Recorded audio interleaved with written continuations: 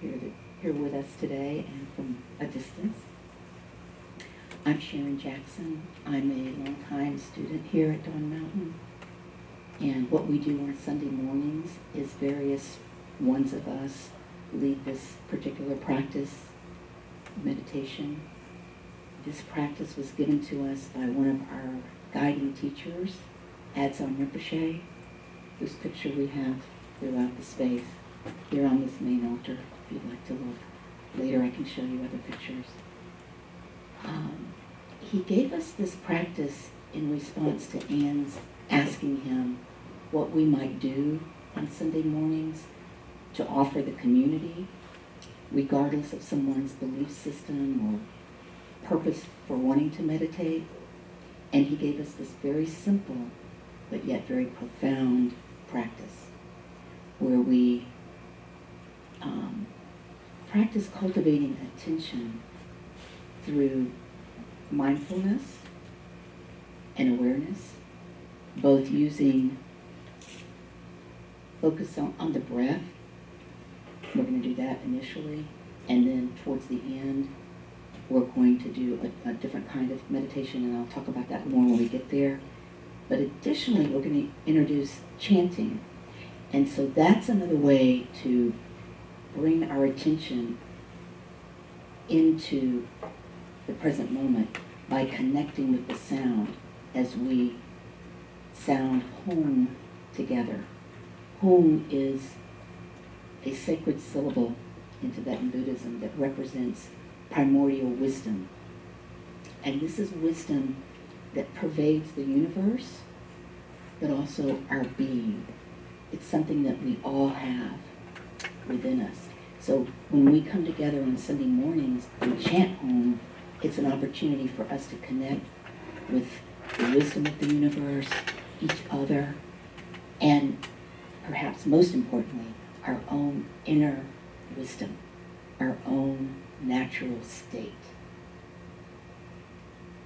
So for those of you who are attending the current teaching series being taught by Anne Klein and Harvey Aronson, who are our teachers, this current series is all about cultivating attention. It's called Facets of Loving Attention, I believe. I just watched the first one via broadcast, and it was quite amazing. So that happens on the first and third Tuesdays of the month. And so I just thought it would be important to point out that what they're teaching in this series, which is the value of cultivating attention, is exactly what we do here on Sunday mornings. We are cultivating attention. So whatever brought you here, whatever it is that you're wishing for, longing for, wanting to connect with, what we're offering is the opportunity to cultivate attention. And so, both Anne and Harvey talked a lot about that in that first class, and that is still available by broadcast, by the way. We archive it, and if you would like to know more about that, we can talk about it at the end. But they talked about the reasons that people do tend to want to learn to meditate. And often it's because people feel there's something missing. They feel, they recognize perhaps, I'm going to speak from my own experience, I recognize that I want to be more present. I want to be more alive. I want my life to be juicier. I want to really show up for myself and for other people. That's why I do this. And that's what we're hoping that we can offer all of us by way of learning to come into awareness of this moment.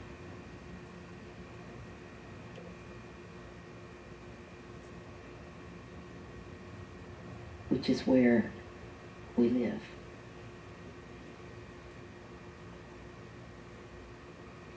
And if we're not in this moment, we're not fully alive. We're not really experiencing our life in the way that we can and that we all long for in some kind of way.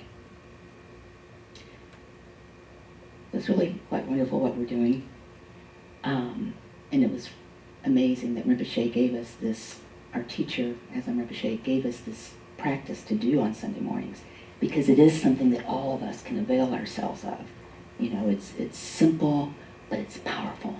And just by virtue of coming together and doing it as a group, it's connection, and it expands our capacity to experience this present moment. So we'll begin by assuming a posture that's comfortable and relaxed, but that's also conducive to the flow of energy. So that means, you know, don't lean back or slouch or be too rigid. You know, find a place that's sort of relaxed but has some intention behind it. So that supports your body and supports the flow of energy. So that means generally that you want your back, your spine to be sort of stacked, your vertebrae, but not, again, in a rigid way. And you want that natural curve of the pelvis to be there. You want your legs relaxed down. If you're on a chair, you want your feet flat on the floor. You want to come back away from the back of your seat so that you can find your sit bones and get some alignment going. Stretch your head towards the ceiling. Tuck your chin slightly. You can relax your shoulders. I like to do, you know, where you roll them up and then down and back and then relax them. Kind of opens the chest, opens the heart. Relax your hands on your thighs, on your knees. This is a posture of great ease. So we don't want to be rigid. We don't want to be stiff. We don't want to be overly solemn either. You know, a lot of people think that when you're going to meditate, you need to get real serious and solemn, and this is something really, and it's not. It's actually, we're trying to release our joy. We want to be relaxed. We want to touch into our true nature, which is just full of joy. So you can smile, you can, you know, feel joy in your heart, relax, but with some intention. That we're going to bring our attention, first we're going to rest it on the breath. We're not going to concentrate, we're not going to get tense. We're going to relax our attention on the breath. After we get our posture set up, we do that. We relax our attention on the breath.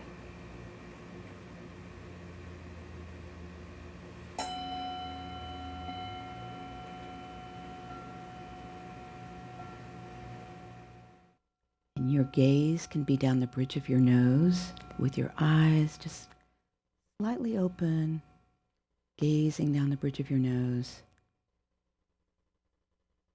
You're not really looking, you're certainly not staring, you're just gently gazing.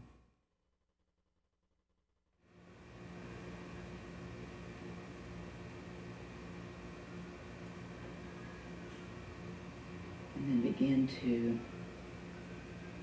experience your breath. Experience the body breathing.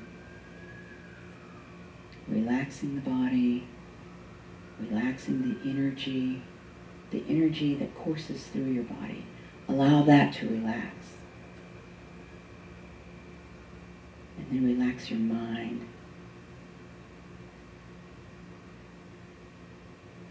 When thoughts arise, we allow them to naturally dissolve like waves in an ocean, returning where they came from, very naturally, without following after them, without making stories, just allowing our mind to relax, our thoughts to settle out, and our attention resting on the breath. As we inhale, we feel the inhalation moving through our body. As we exhale, we feel that. And perhaps just slightly more attention on the exhalation. That's where true rest can come.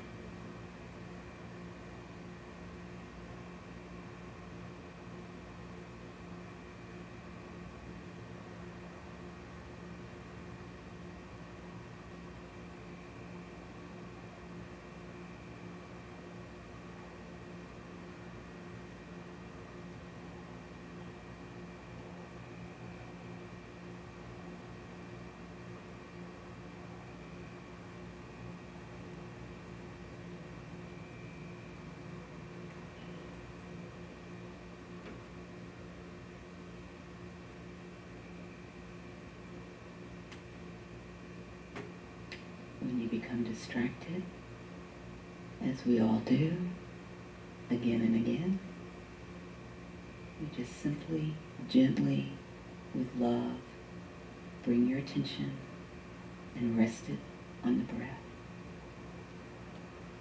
Just notice that you've been distracted. That is meditation. Noticing we don't normally notice. Notice, and then rest with the breath.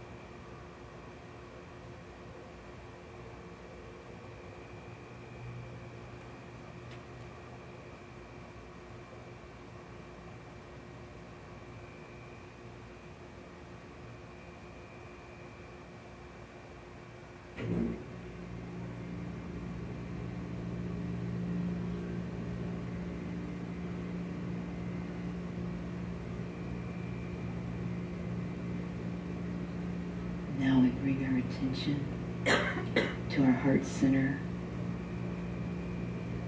blue home, blue orb of light. And as we sound home together at our own pace, we allow our energy, our being, our consciousness, our attention to merge with the sound. Become the sound.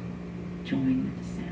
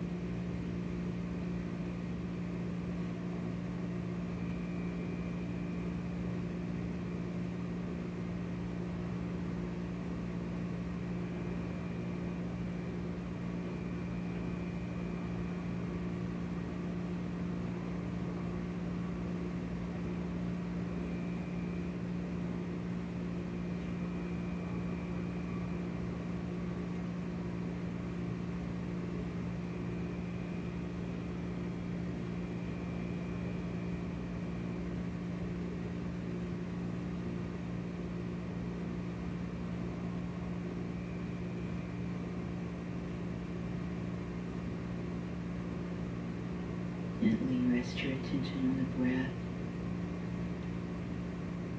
Experience your body breathing.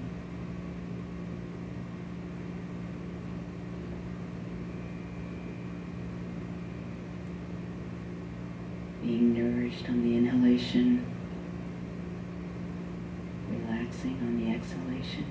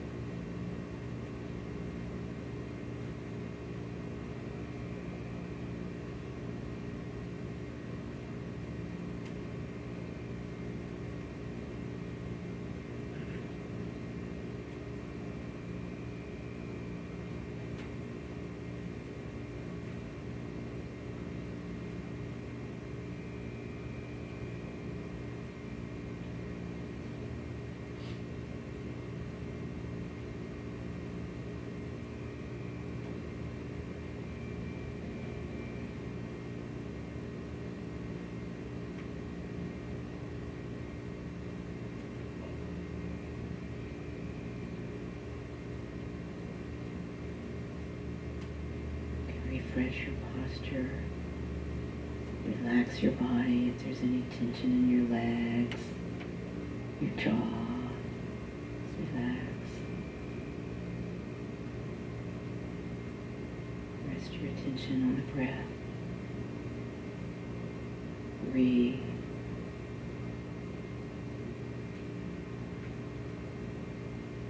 Enjoy breathing.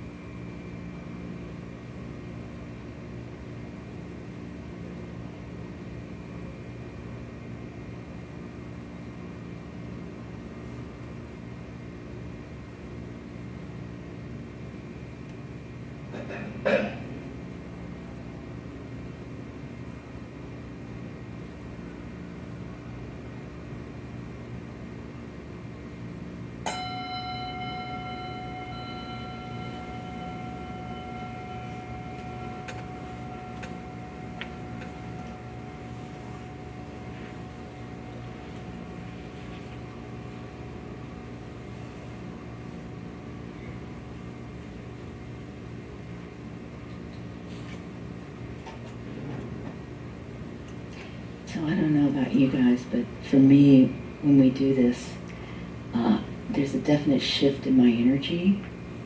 I feel very relaxed, but very alive. And that's really, I think important to kind of recognize that it's not just about relaxing, though there is that component, but it's also about feeling alive. Really feeling your body and your senses and the freshness of who and what you are and your surroundings and other people,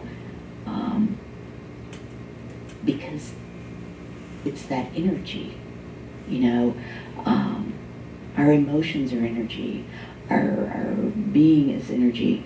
Anne talked in the Teaching Tuesday 2 weeks ago about how, I don't know if it was Anne or Harvey actually, but it doesn't matter, how our mind rides on our winds, which is energy. And so to the extent that our energy is flowing and calm and in its more natural state, then so is our mind. We have more clarity, more awareness, more capacity to tune into our wisdom, to come forth with our best self, to connect to other people, to connect with one another, to be able to experience things and not be controlled by the emotion of the experience. So, there's a lot of things up for, I think, a lot of us. Today is Father's Day. Happy Father's Day to everyone. And then, of course, also all the things that have been happening in politics, but especially the shootings in Orlando. And, for me, it's times like that, and even times like today, and all of us are going to have our own response to Father's Day and big family holidays, whether it's around the relationship with our father or the gatherings that we may attend with our family. And that's when we really can get in touch with our need for practice or our appreciation for cultivating loving kindness. But in any case,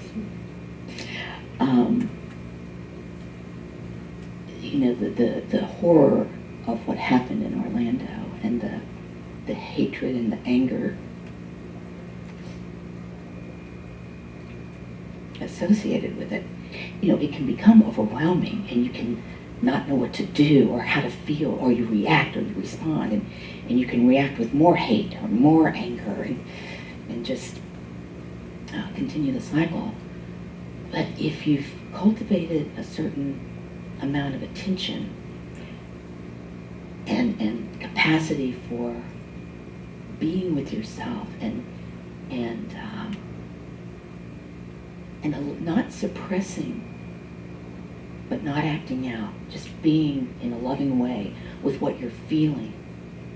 And so for me, it can really vacillate between crying and then feeling this immense love, which I think that's true for a lot of us, as we watch all that's going on. And first there's the horror of what happened and the response to that, but then there's seeing how people come together and do connect with one another, and the capacity that we all have for that in the face of such challenging events and experiences. So I think for me, it's sort of, Anne, and again, I never remember who said what, but Anne and Harvey talked about wholeheartedness. And, that's kind of a thing these days. I think, Brene Brown uses it, which I love. And this poet that I love, David White, uses it. Anne and Harvey use it. A lot of Tibetan teachers use it. But this idea of wholeheartedness and living in a wholehearted way, again, that's what we're doing when we cultivate attention and we cultivate the capacity to be present then we can access our whole heart. And it can expand because it's infinite. Our capacity to love and connect and be and experience is infinite. And so to the extent that we can allow that space to expand by virtue of being here and being present in our body and in our energy and in our mind, and let it get bigger, then we can hold these things that can, on the one hand, be horrific and difficult and challenging, but we don't just collapse down onto that. We're also loving beings, and we can understand, and we can bring to bear our wisdom, and we can respond instead of react. We can respond, and it does require response. It's not just about, as His Holiness said, it's not enough to just pray. We have to do, and we have to respond with wisdom, but out of love and not anger and hatred. So this is, a time I feel that we can really appreciate whatever capacity that we have for, really connecting and loving ourselves and being able to connect and love one another. So I think on that we'll take a break and have some refreshments. There's tea and fruit. We'll take maybe 10 minutes, and then we'll come back and do a very short but sweet practice where we'll dedicate, and then we'll close.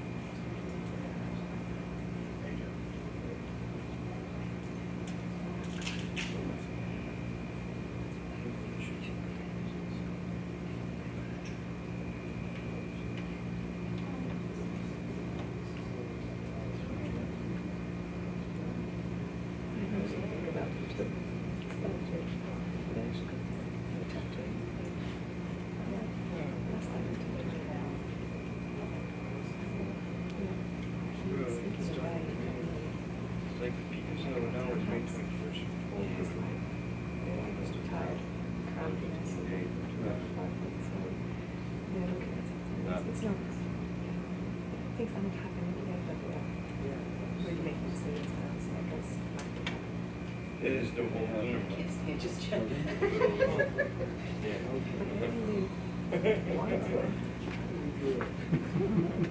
you. It's always made more sense to do that way.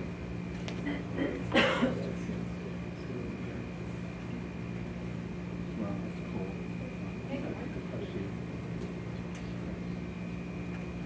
It's nice. It's very nice. Very nice. She's an architect. That's why, I noticed, She doesn't practice it, but she went to school with us and her husband. He's an architect. Oh, really? He runs this place. It was interesting because I knew another architect and he also print like this. Maybe it was part of it. That's what they need to do because they need to write these things. Conscious, very deliberate, clear, precise. Kirk. Yes. Kirk is like this. And so readable.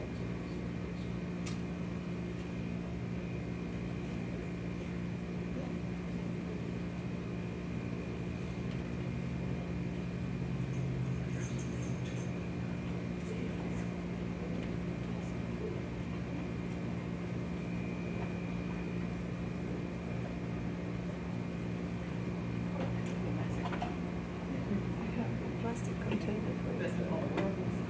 Really? And I have some plastics also. If you by any chance want to take them. That's more than plastics, yeah. That's more than never thought about that. Really? What's the containers? Thing or two. They don't really come in. So look behind you. See that door? Yeah, it's a garage door. That's what we did. We insulated that with 1 inch thick insulation. Otherwise, right now, the heat from that door would be permeating. Oh, I don't see it. It's very pleasant. Plus it cut down on the noise too. So you just installed this entire door, or just No, kind of not put the door. insulation? The insulation Inside? panels, yeah. It took about 9 hours. 2 of us working it. We put that silver tape to reflect back heat so it wouldn't come through the metal. And they said, everybody said, oh my God, because the first night, afternoon, they were here, and the heat of the day, they said that they came in here, and they turned the air conditioner on, and it got cool way faster than it ever has before. And it held, and it wasn't, because the heat from that would permeate out the whole room. So it's kind of fun that we got all that done. What do I do with this? We will put it up.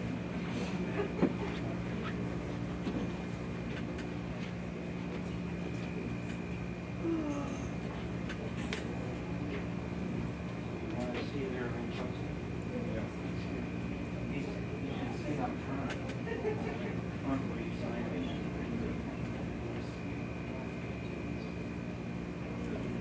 Sitting on camera. When Murphy's comes around.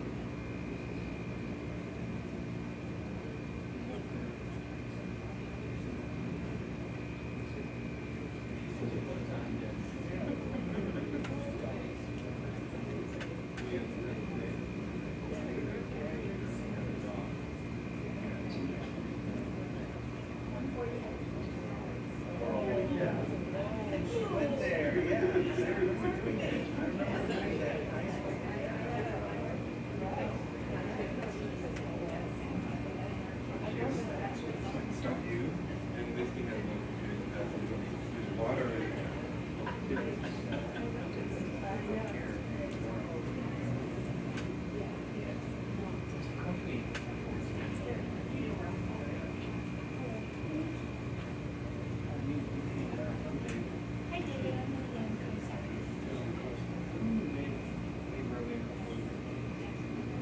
Maybe. Lori's gone. Oh, no. Oh, She didn't come. oh, well, thank you for worrying. No, I had told my daughter I would babysit, and so just How'd it go? let me know, and so she, Yeah. yeah, she did. So, Have you been coming or showing me your product? no, I went actually off the movies of Richmond. Richmond? Yeah. Way more information on it. Slept off the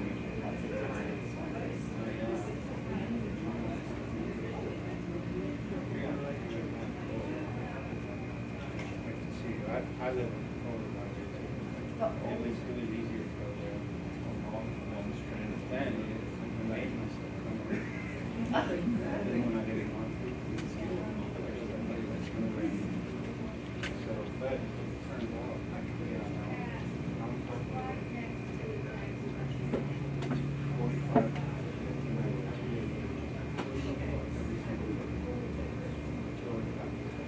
but I live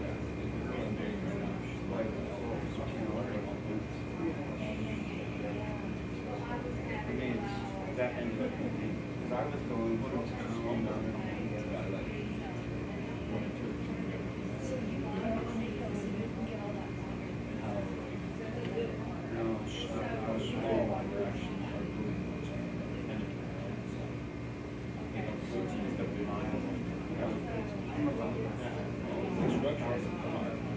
start out getting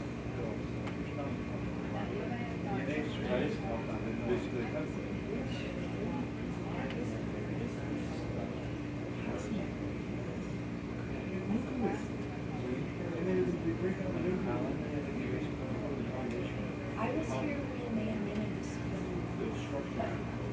Well, there you go. There you go. Yeah, I was. You remember at that time I lived out in Florida, Waco, building walls in the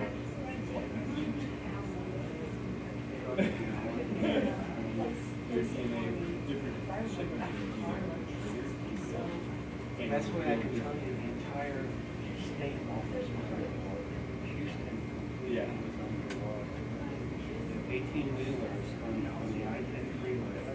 Like what is in what like so you have small streets. I mean that way what we're struggling right now is finding a shaft of little keys that early to the like dietary choice that affects like all of those. Allison? Okay. Yes. Okay, well, I'm Yeah, confused. yeah, that's right. Alan was even earlier than that. I think so. He took out all the windows I downtown. think so. So that one. Okay, where's the book? Where's the book? Find the book. See if you can find the book here.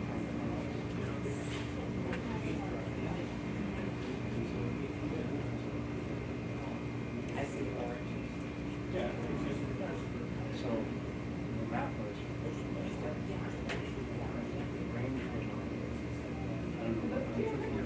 We are gonna run in. Well, some of us do. Okay, well, the next one is what I. There's that. Exactly. If you're 7.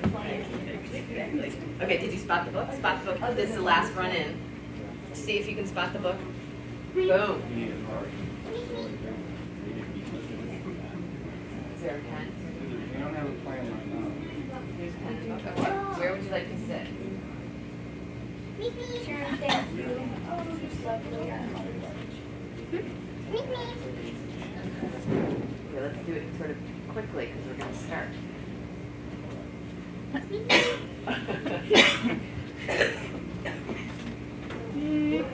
By the candle. Okay, that's right. No, that's funny. Have a seat. No. No, we'll sit there next week. On the other side, Oh, on the other side of me. Yeah. We can do that.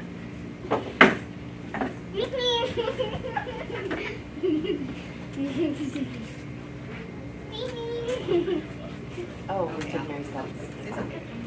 No, it's actually right. Okay, let's do this before she starts. Your pronunciation might be better than mine, but That's okay. That's okay. I'm going to hazard myself. You. I won't remember this now. And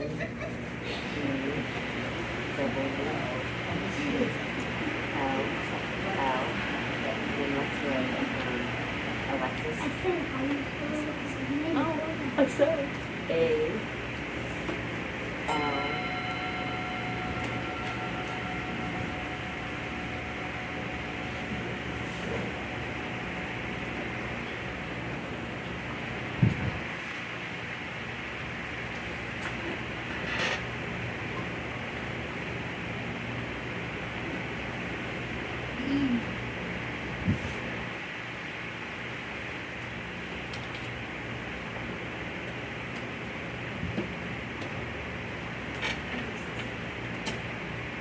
Thank you. Thank you so much. Yes, let's do. So we're going to do two prayers from the sheet that Karen is passing out.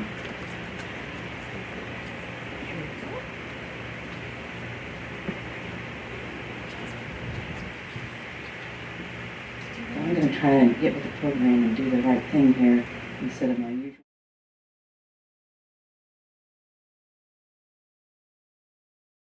We'll read the names, and then we'll chant this, and then we'll do our eyes. So, if someone hasn't had a chance to put a name in, you can just say the name and then add it later if you want it in the book.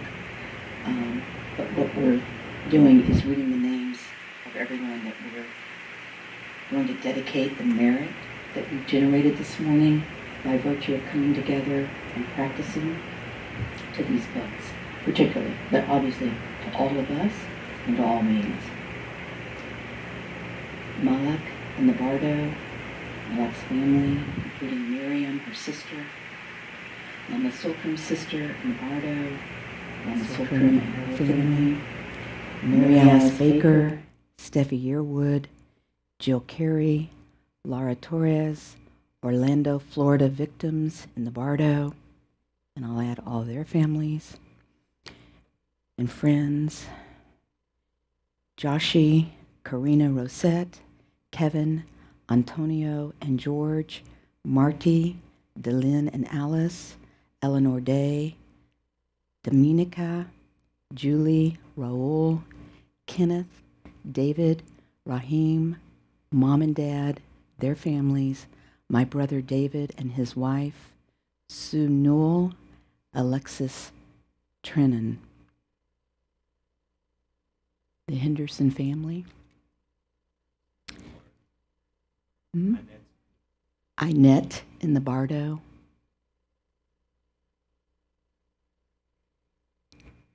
So we'll chant the dedication and then the blessing. And Karen, if you could light the candle. Karen or Deborah. I'm looking at Deborah and saying Karen. Either of you. Yeah. By this good may I swiftly once become a great guru, lead all beings, everyone, to reach to that very ground. With all of you in mind we light this lamp of clarity. May the glow of love, wisdom, shine within us, everyone, till we all rise forth born in one enlightened mandala. So now we'll bring our attention to our heart center in a brilliant white awe. We're going to recite awe 3 times. The first time allowing our bodies to fill with white light, the sound of awe. The second time we're going to send it out to one another. So you're going to send it and you're going to receive it. And then the third time we all send it out together throughout time and space, throughout Houston, Texas, the country, the world, the universe, to all beings. We're sending out blessing energy, good wishes, love and compassion, our own, and we're tapping into all of the loving blessings throughout the universe. First, we're filling with white light, becoming light, sound.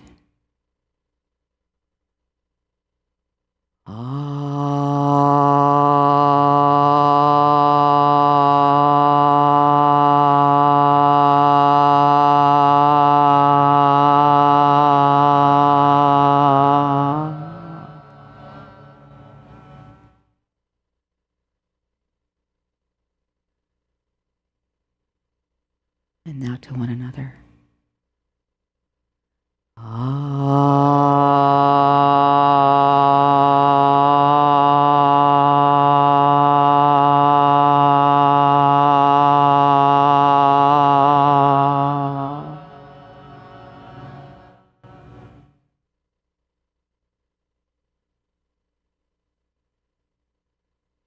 And now throughout the universe, to all beings, especially those in the Bardo,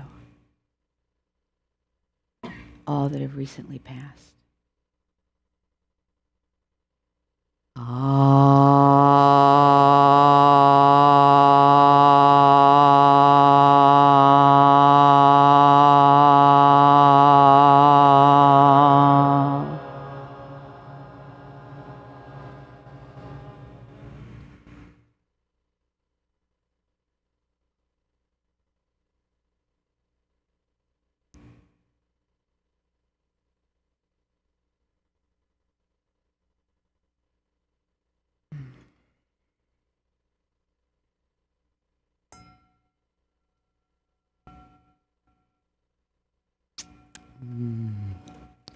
Thank you all so much for coming. It's really wonderful to have everybody here. Feels so wonderful. And I hope everybody has a great afternoon. Anybody that's celebrating their father, I guess we're all doing that in our own fashion, whether they're here with us or not. Enjoy that. And just, I touched on the series earlier, our current teaching series that is the first and third Tuesdays of the month. So the next one, class 2 of the series, is this coming Tuesday at 7. Really, really wonderful. Cultivation of attention. And, that's going to grow and progress. And then eventually, I think the next series, we're going to take all of that cultivation of attention and begin to explore our true nature. So that's all very wonderful. So as usual, those classes are standalone and part of a series. But each one is wonderful in and of itself. So if you can't do the series, don't let that, dissuade you from coming to a class or watching a class on, via broadcast. But the new thing that we're also doing is for people who cannot come on Tuesday night. Of course, ideally, you want to come, and be with Ann and Harvey and be with the Sangha. That's powerful and that's awesome. But if you can't, life is difficult. We're offering what we're calling Second Chance Sundays. So that will be the Sunday after we've had a Tuesday class at 1 o'clock. We'll watch the broadcast of that teaching together, whoever comes, and there'll be a chance to talk a little bit about it. So we're hoping that that will kind of broaden the opportunity to participate here as a group, not just watching it, which all of that is good. I do all the above. So the next one of those will be June 26th. Next week, because this Tuesday is a Teaching Tuesday, so the following Sunday, we'll do that at 1. And this is a little bit experimental, so we may adjust that moving forward, but we're really committed to seeing if this will work and be of great benefit. That is our hope. And lastly, we always invite anyone to participate with us in whatever ways they would like. We offer membership. Mostly we want you to come. That's how we want you to participate. But we do offer membership. If you're interested in that, I can talk to you about it. Mary Scott, Karen, Deborah, Paulo. And of course, we invite you to volunteer and to donate. We are a nonprofit, and we very much appreciate the community coming together and offering support. That is how we function. So we have bowls and baskets, and we're happy for any kind of donation that you may feel moved to give. Again, mostly we just appreciate you being here. And if you are interested in volunteering, Mary Scott kind of heads up that. Mary Scott is our extraordinary executive director. And she also heads up our volunteer cohort. And we're always particularly interested in trying to find more broadcasters to spread that out to where it isn't burdensome for any few people. So if you're interested in that, definitely let us know. But anything that you may feel moved to contribute, whatever talents or time, whether you want to clean a toilet or work on our website or whatever, we welcome participation. Thank you so much. My pleasure. Absolutely. Love you all out there as well.